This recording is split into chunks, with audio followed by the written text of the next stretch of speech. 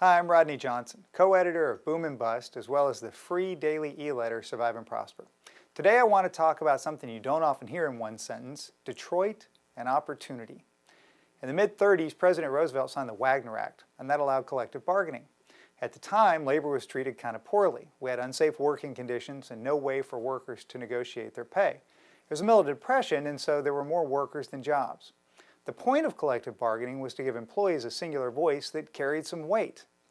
Now, what makes collective bargaining interesting is that both sides have to weigh their options. If a company won't budge, there might be a strike that could shut things down.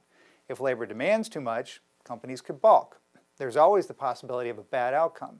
The car companies found this out in spades when they promised way too much in the 70s and 80s and eventually couldn't pay it, and it led to bankruptcy. After the bankruptcy, after the labor contracts were thrown out for the car companies, they were more efficient. U.S. car companies are in a much better place today when it comes to labor costs and flexibility than they were before the crisis. And that's the key. It took a crisis. Now, President Roosevelt specifically did not give the right to unionize to public workers. President Kennedy is the one that did that. And over the past 40 years, public employment unions have exploded.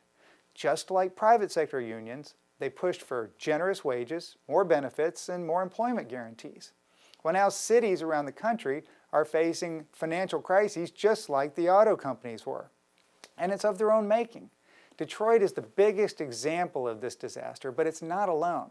Chicago's not very far behind Detroit, and that it owes billions of dollars that it can't possibly pay for very generous benefits like retirement.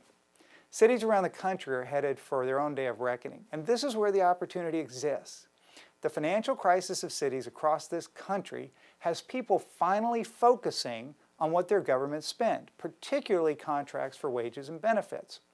Allowing existing employment contracts to drive cities over a fiscal cliff at the expense of all the other programs or the expense of taxpayers doesn't make any sense.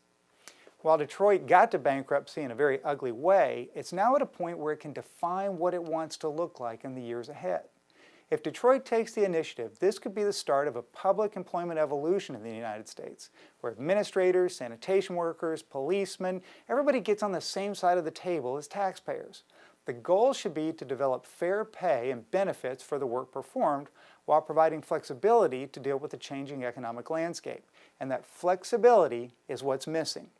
Without this leadership, we're going to continue to be a nation filled with economic landmines that it could explode at any time, taking bondholders, city workers, and retirees with them.